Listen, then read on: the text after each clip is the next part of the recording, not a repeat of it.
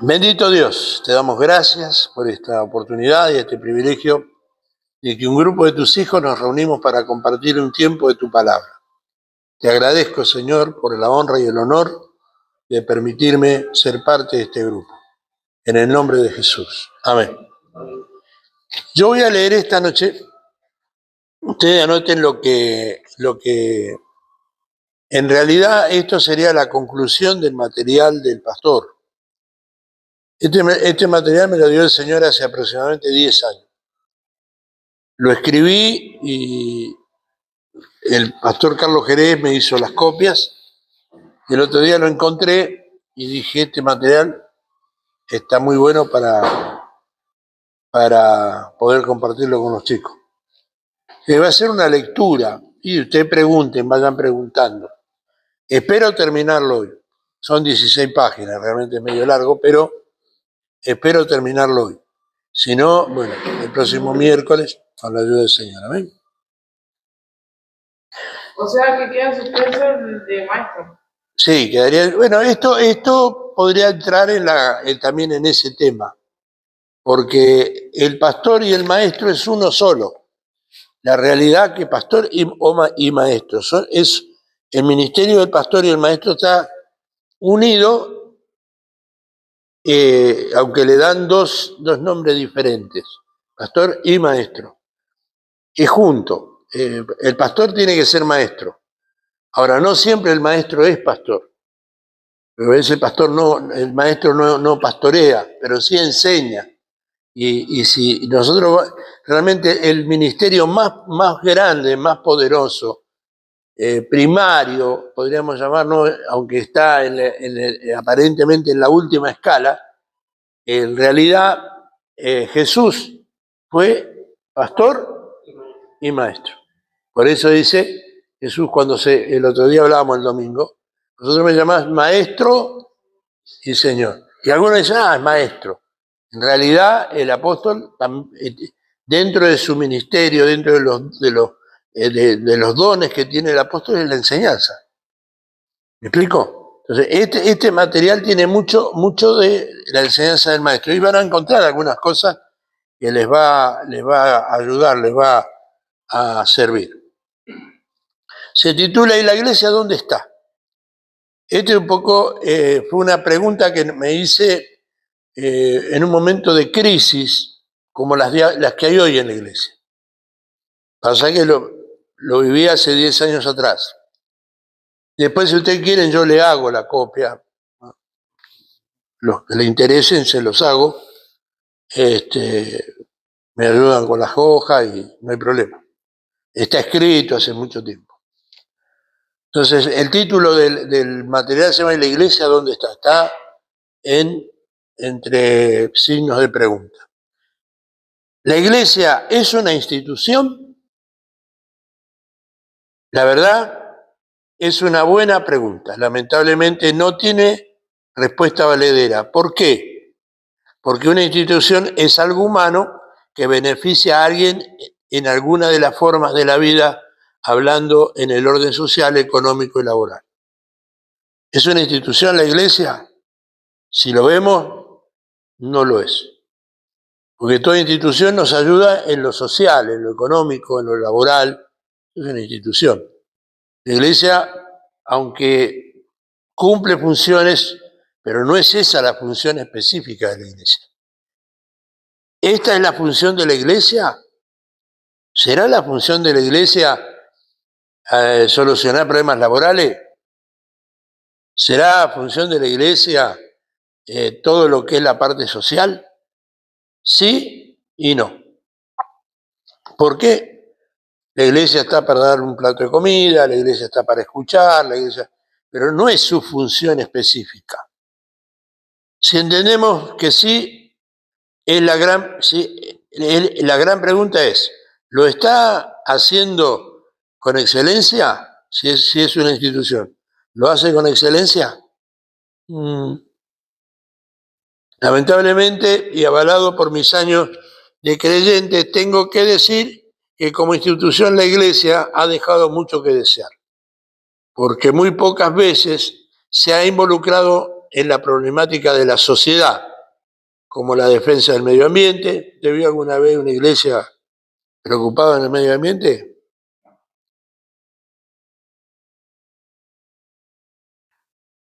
El aborto. Nosotros en la iglesia no hablamos en contra del aborto. La educación sexual, algunas. Las políticas barriales, la juventud y las drogas, el hambre de los niños, la alfabetización, la salud. En algunas de esas áreas, la iglesia actual, miremos en términos generales, ¿usted la ve involucrada en esas cosas? A través de la escuelita, por ahí sí. Pero Es muy superficial. exactamente. Solo en raras situaciones se han levantado congregaciones puntuales a realizar este tipo de trabajo, pero no así el grueso de la iglesia. Por ejemplo, ¿cuál es una de las congregaciones que se involucra en el área social? Por ejemplo, la bautista. ¿Por qué? Porque lamentablemente también tenemos que decir que la iglesia bautista está muy politizada, especialmente aquí en Neuquén. Tenemos a la, ¿cómo se llama?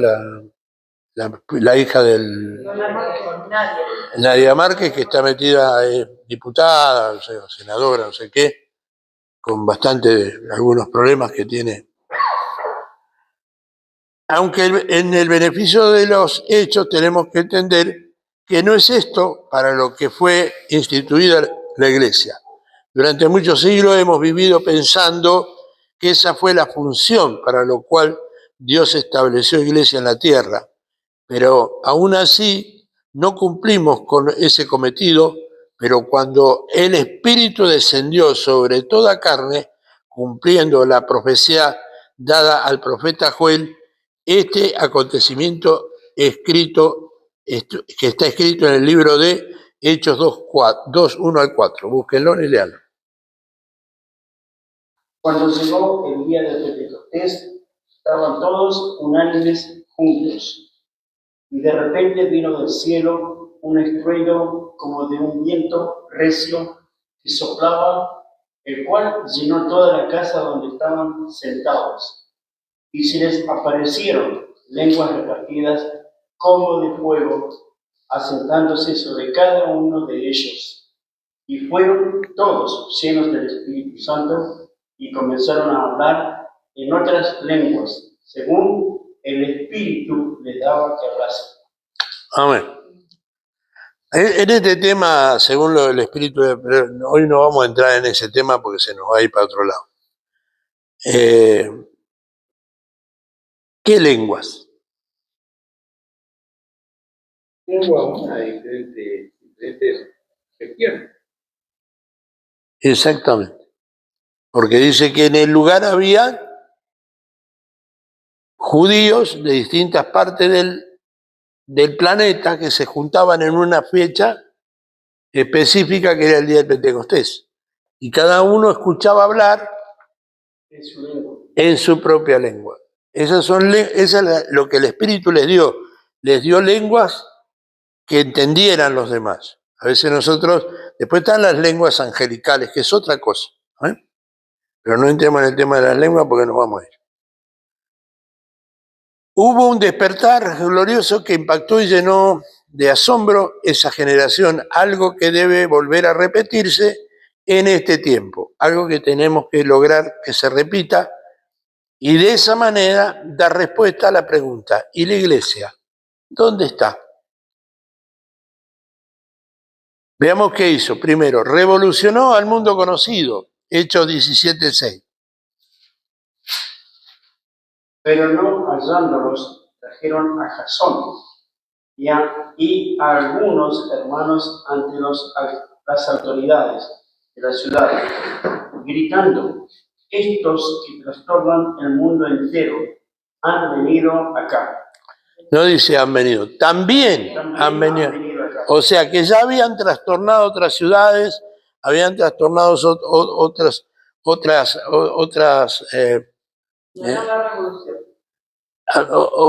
otras costumbres, habían revolucionado, los llegó a llamar plaga.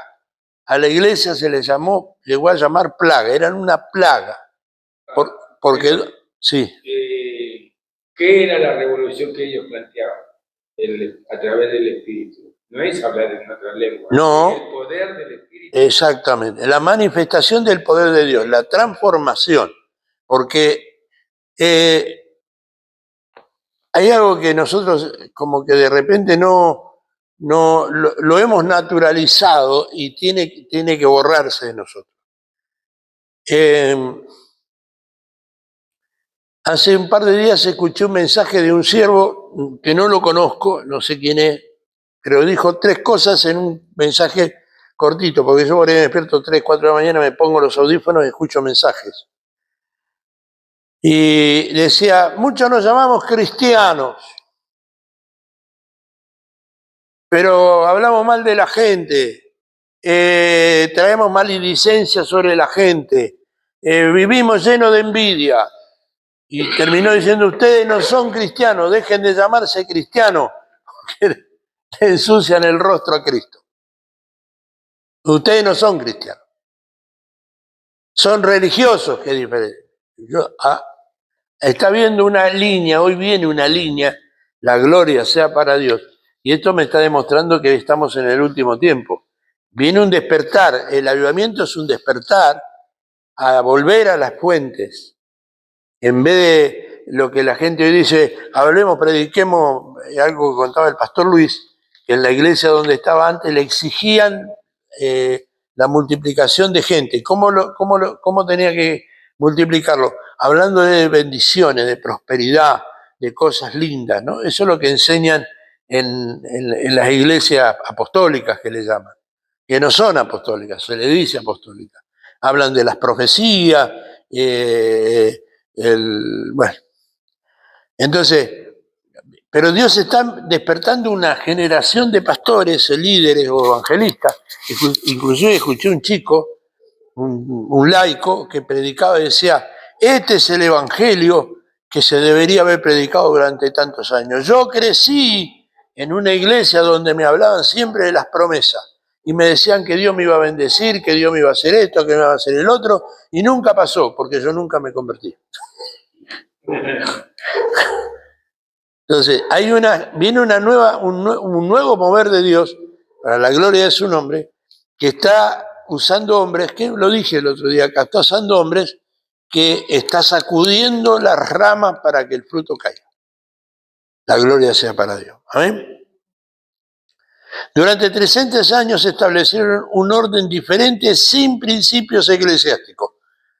¿Qué había en el principio, en el momento del avivamiento, del despertar de Dios? No había clases ministeriales, que profeta, que apóstol, no, eran todos discípulos. No había lo que empezó a haber después de los 300 años, que fue cuando Constantino los metió dentro de los templos e involucró a la iglesia en lo que se le llamaría hoy la curia religiosa. Un montón de religiones. Claro, exactamente. ¿No es cierto? Durante 300 años establecieron un orden diferente, sin principios eclesiásticos, sino con principios divinos, fundados en la fe de los apóstoles, difundida por la labor de los evangelistas, con dirección de los profetas, apacentando y enseñando por los pastores y maestros, tal cual lo estableció la palabra dada por el Espíritu. Segunda de Timoteo 3:16. Como ven, yo leo, porque fue lo que escribí en ese momento, ¿no? Y tiene sus versículos. Digo, ¿por qué lo digo? Toda la escritura es inspirada por Dios y útil para enseñar, para redarguir, para corregir, para instruir en justicia. Segunda de Pedro 1:21.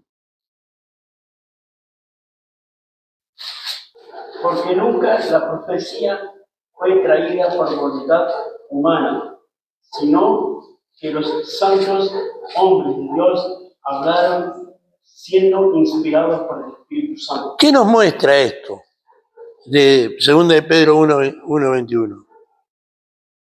¿Qué ve? Es la voluntad del hombre la la gracia, es Dios moviendo su gracia. Porque, no, pero quiero que escuchen, porque toda profecía que dice toda qué, Fue por voluntad humana. Porque nunca la profecía fue traída por voluntad humana. ¿qué es lo que quiere decir esto? Claro, esto es algo que el hombre no puede manipular. No puede, es de Dios, Dios. Hoy, mire, por eso digo, la iglesia, ¿dónde está? Hoy hay muchísimas congregaciones, pero está faltando la virtud de la iglesia. Es como predicar, pero si no te toca el espíritu, Es algo hueco. es hueco. Claro. Por ejemplo, hoy las congregaciones dicen, me van a levantar de profeta. No, me levantaron de profeta. ¿Y quién te levantó? Los pastores. ¿Quiénes son? Pero nunca, porque nunca la profecía fue traída por voluntad humana. Para que haya profecía tiene que haber profeta. Y nunca fue hecha por voluntad humana, sino por la voluntad de Dios. ¿Me explico? Bueno, una iglesia perseguida, mal mirada, golpeada, muchas sangres de mártires abonaron la tierra donde fue sembrado el mensaje de la palabra, el evangelio del reino, con el liderazgo del Espíritu de Dios que mandaba, ayudaba, inspiraba, advertía, impedía, toda orden venía de lo alto. Se movían bajo la orden teocrática del Espíritu y la iglesia crecía en la función para lo que fue fundada y establecida en la tierra. Creció y llevó el mensaje de Cristo por todo el mundo conocido, sin seminario, ni Biblia, porque ni Biblia había. El otro día alguien me preguntó, pastor, ¿por qué usted el domingo dije, aún hacemos ídolo a la Biblia? Entonces me preguntó, dice, ¿por qué dijo eso, pastor? Porque yo creo que la Biblia es palabra de Dios, sí, pero la Biblia es un libro. No tiene poder. Lo que es inspiración es Lo que está dentro, lo que vale, es los 1500 años de vida con la que fue escrita, los libros, 66 libros, escritos por más de 40 hombres, muchos de ellos cero conocimiento, estudio, instrucción. Eso es lo que vale, no el libro. Porque si vos tenés el libro y no le das respuesta a la gente, no entendiste nada. Porque toda pregunta tiene una respuesta bíblica. Toda pregunta tiene una respuesta bíblica. Todo problema tiene una solución bíblica. Pero no el libro, sino lo que está dentro del libro. Entonces yo dije, no idolaten la Biblia, idolaten la palabra, o no idolaten, sino amen la palabra. ¿Amén? En el momento de la mayor expansión de la iglesia no había Biblia. Pero había poder. ¿Cómo se refiere?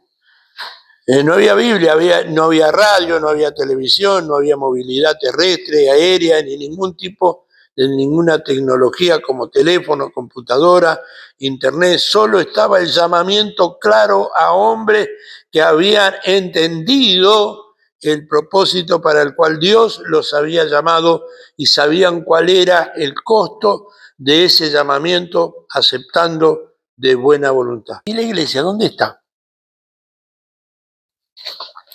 ¿Qué pasa hoy?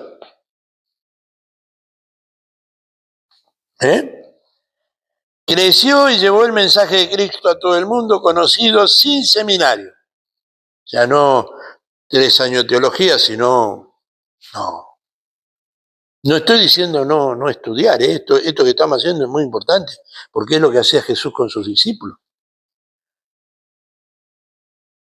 Ni Biblia, ni radio, ni televisión, ni movilidad terrestre, aérea, ni de ningún tipo de ninguna tecnología como teléfono, computadora, internet. Solo estaba el llamamiento claro a hombres que habían entendido el propósito para el cual Dios los había llamado.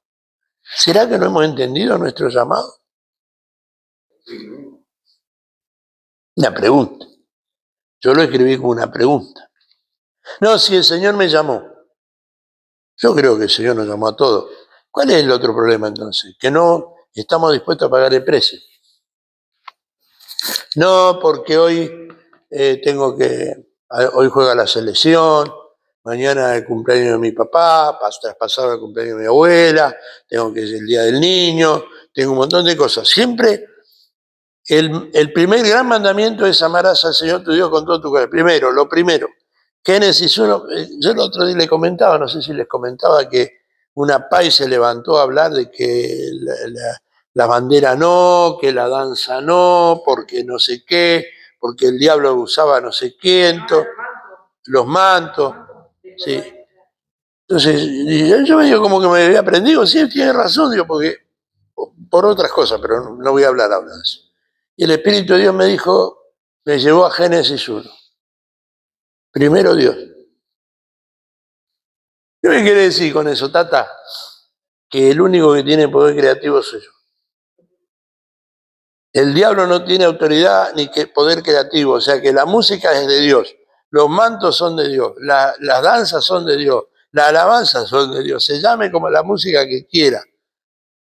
Ahora, ponele lo que significa santidad a la inspiración de la música. Entonces, no entremos en la chabacanería, pero toda la música es hecha por Dios. Entonces, el gran problema de este tiempo es que somos hombres que sabemos que Dios nos llamó, pero no estamos dispuestos a pagar el precio. No estamos dispuestos a darle la exclusividad a Dios. No, tampoco, pastor,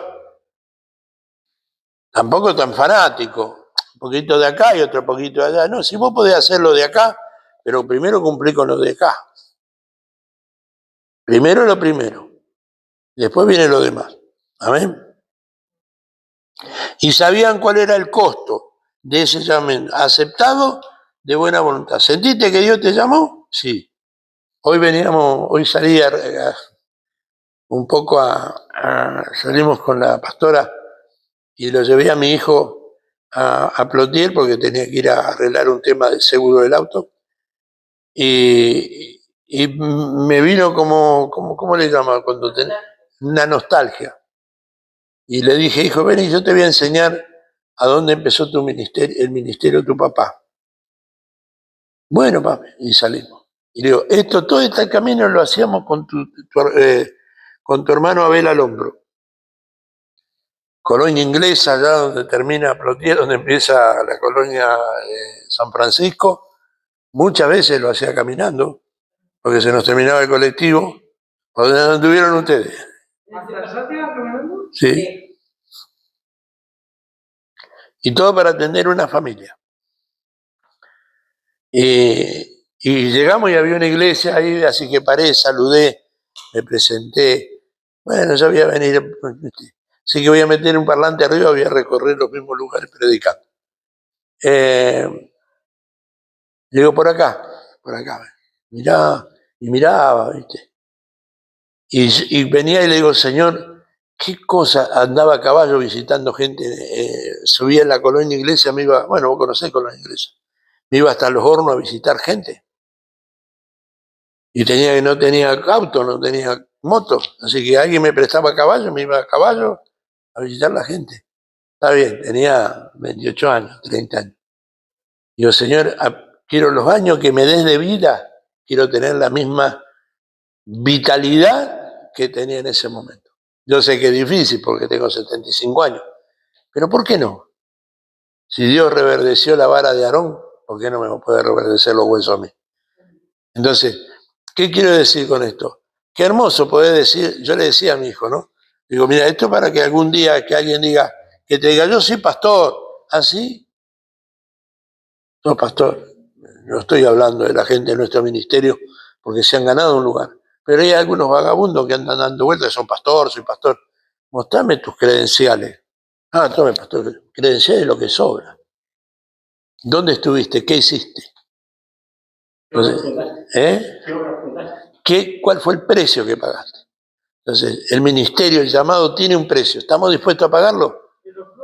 Y los frutos, por supuesto. Segunda de Timoteo 2, 2 y 3.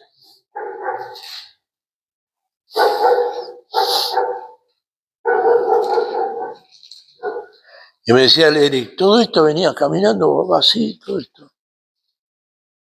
Unas heladas, unas casi. Con mi Abelito al hombro.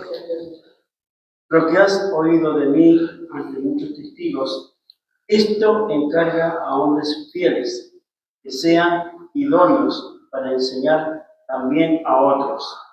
Tú, pues, sufre penalidades como buen soldado de Jesucristo. La conclusión de ese versículo, ¿cuál es? Ninguna gentita. No, de ese versículo. Penalidades. Tú, pues, sufre penalidades. Siempre se dice, se llamaba poquito de tener alguna cicatriz. Por eso Pablo dijo, yo llevo las marcas de Cristo en mi cuerpo.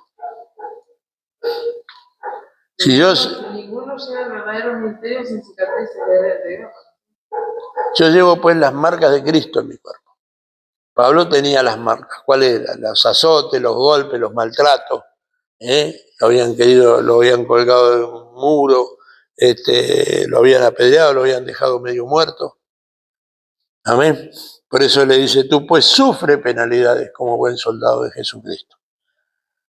Pero a la muerte de los apóstoles, los descendientes de nuestros primeros padres se dieron a la tentación que les brindaba el sistema religioso de la época y en el año 312 aproximadamente, creyendo que era una bendición de Dios, aceptaron entrar a la corriente de los suntuosos templos y a cambio ceden sus principios anti-idolátricos,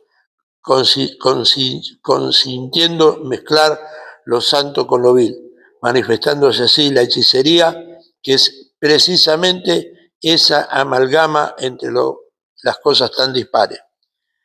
En diferentes tiempos Dios levantó a hombres que se rebelaron contra el sistema de una iglesia que no cumple con las observancias divinas. Hombres que terminaron o en la hoguera o en la muerte violenta, o difamados de tal manera que no fueran escuchados en ningún lado. Hombres como Juan Hus, que significa ganso,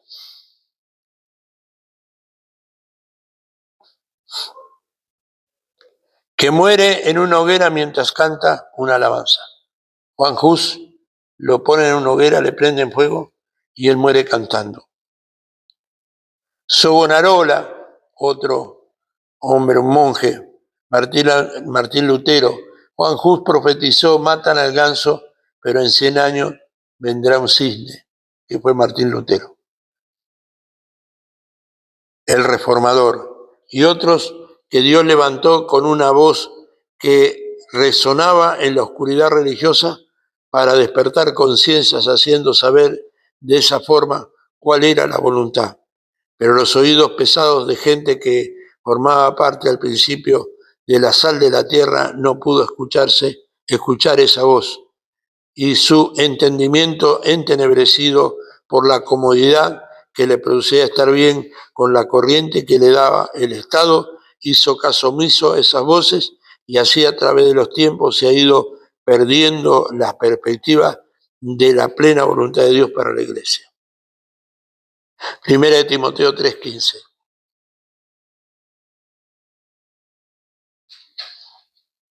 Para que si tardo sepas cómo debes conducirte en la casa de Dios, que es la iglesia del Dios viviente, columna y baluarte de la verdad. ¿Qué es la iglesia del?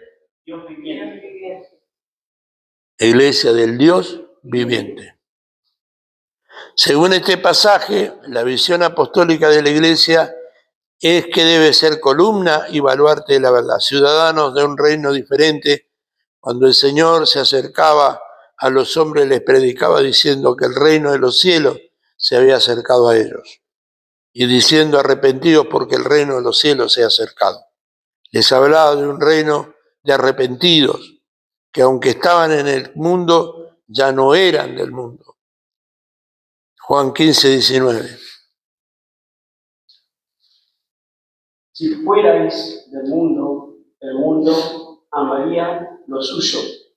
Pero como no sois del mundo,